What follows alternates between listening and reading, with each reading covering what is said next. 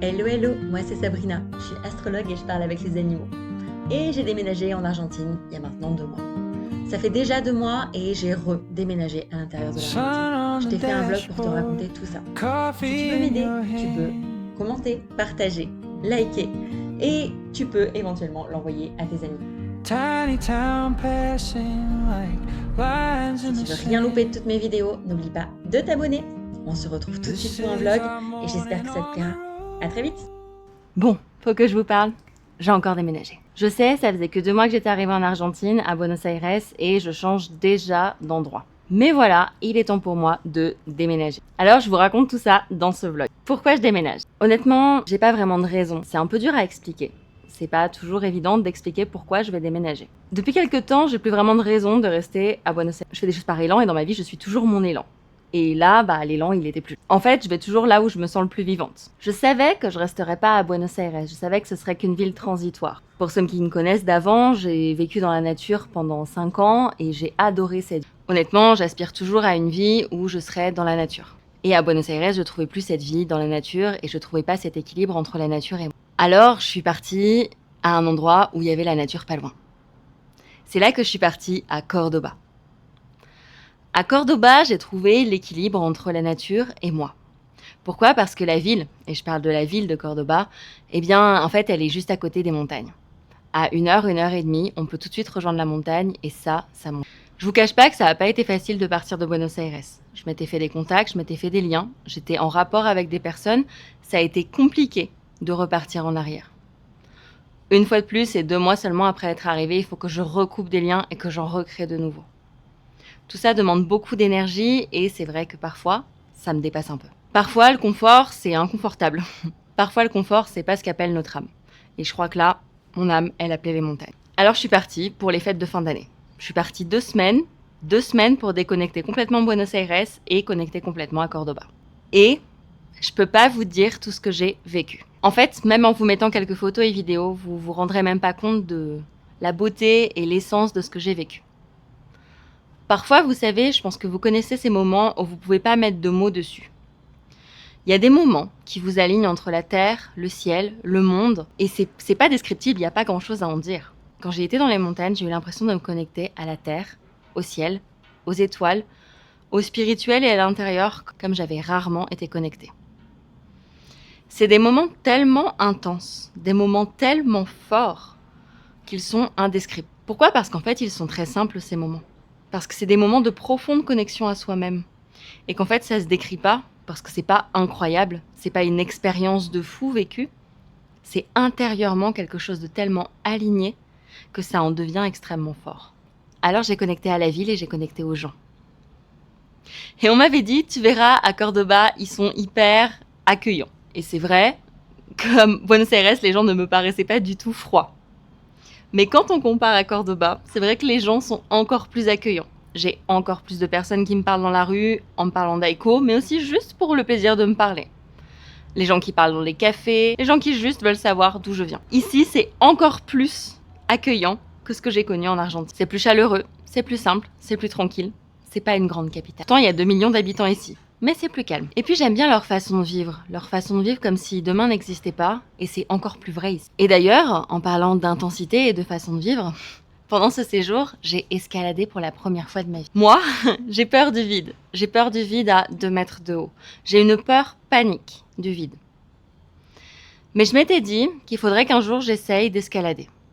Que ce serait ça, se dépasser, que ce serait aller plus loin. Et puis j'ai été extrêmement bien accompagnée par les personnes que j'ai rencontrées ici pour aller escalader. Alors je l'ai fait. J'ai pris mon courage à 2 mains, j'ai enfilé le baudrier, j'ai enfilé la corde et j'ai escaladé. Je sais pas comment vous dire. Je me suis sentie à la fois forte et faible, à la fois puissante et vulnérable. Ça a été extrêmement... Et là, il y a quelque chose qui s'est passé que je ne m'étais pas imaginé. J'ai connecté à la pierre, à la montagne, à la terre, d'une toute autre façon. Quand on est là, vulnérable, face au vide, face à la terre, face à la pierre, il y a une connexion entre soi et le reste du monde, et la terre-mère, qui est incroyable.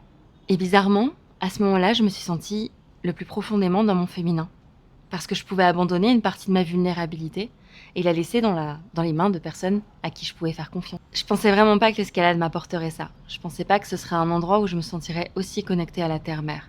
C'était extrêmement puissant. Et puis, il y a eu les lacs, les rivières, il y a eu les cascades, il y a eu les moments où je me suis baignée, où je me suis baladée, où je me suis posée et où j'ai regardé simplement la nature être. Et encore une fois, je me suis sentie dans mon féminin, connectée à cette nature sauvage, connectée à, en fait, ce pourquoi je suis là, ici et maintenant. Je vous cache pas que depuis que je suis ici en Argentine, le chemin, il est pas toujours facile.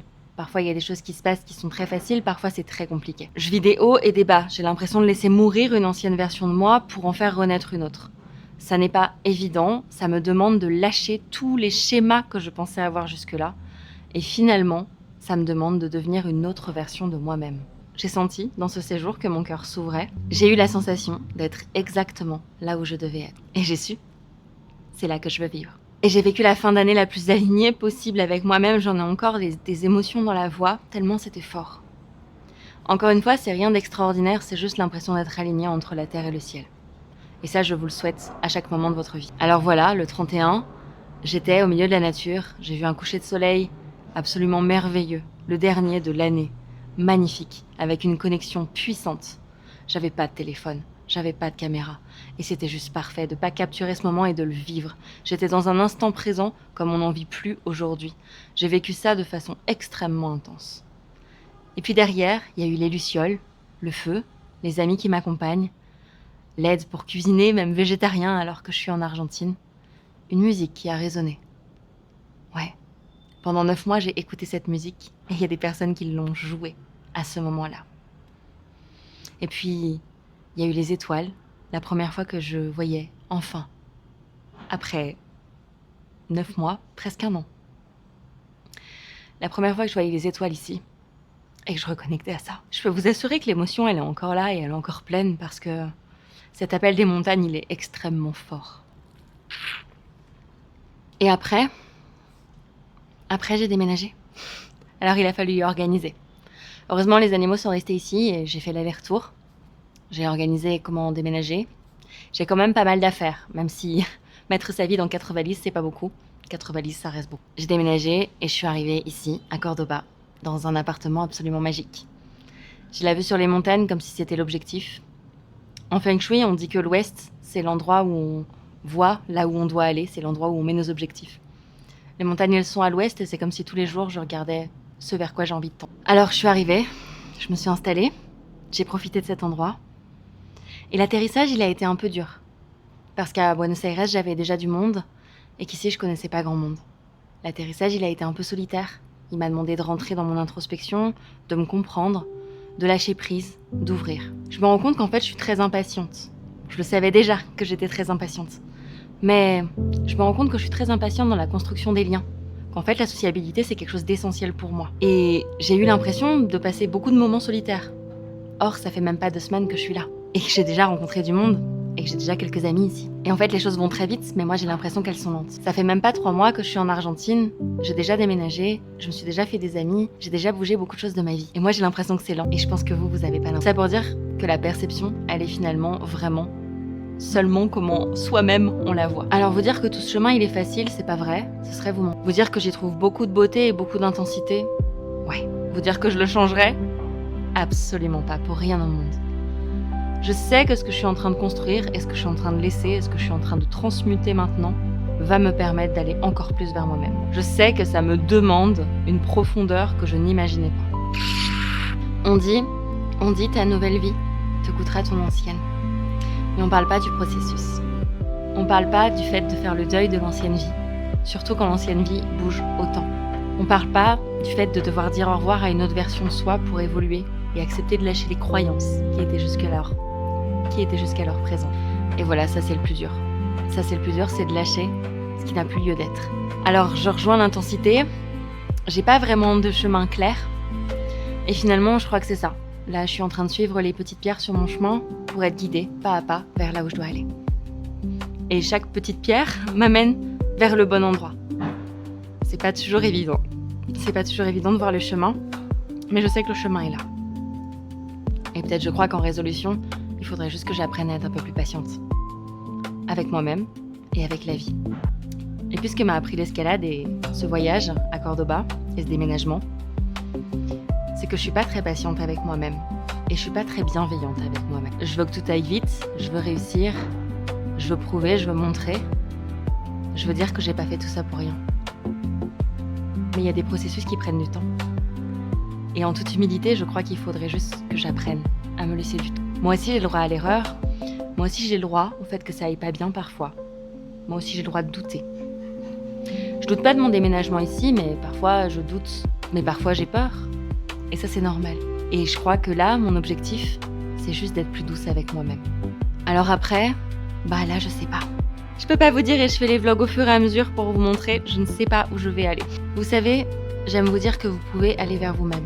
Et hier, en préparant ce vlog, je me suis dit qu'en fait, ma mission, c'était toujours de vous accompagner pour être au plus proche de vous-même. Moi, j'ai envie de vous montrer que tout est possible. Mais je veux pas vous montrer que tout est possible en vous donnant l'illusion que tout ça se fera sans rien lâcher. J'ai regardé un film sur Netflix. Rien de fou. Vraiment pas le meilleur film de l'année. Et c'était l'histoire de quelqu'un qui n'était pas admis à la fac et qui du coup créait une nouvelle faculté où les gens pouvaient explorer leur passion. Et vous savez quand l'univers vous envoie un message et que vous comprenez pas pourquoi vous le ressentez si fort, là je me suis retrouvée à pleurer devant un film vraiment pas terrible. Parce que le discours était: il n'y a plus sur cette planète d'endroits où les gens peuvent explorer tranquillement leur potentiel et qui ils sont. Il n'y a plus ici de maison pour les personnes qui veulent savoir où elles en sont, qui elles sont. Et là, devant ce film, vraiment pas terrible, je me suis fait une promesse. C'est ça que je veux. Je pose ce souhait, ici, de créer un lieu virtuel et réel, où les personnes auront le temps, l'espace pour expérimenter qui elles sont, aller au bout de leur passion, les développer et réaliser enfin ce que leur âme appelle à faire. Voilà. Ainsi sont les réalisations de l'Argentine. Merci encore d'avoir écouté ce vlog. À très vite.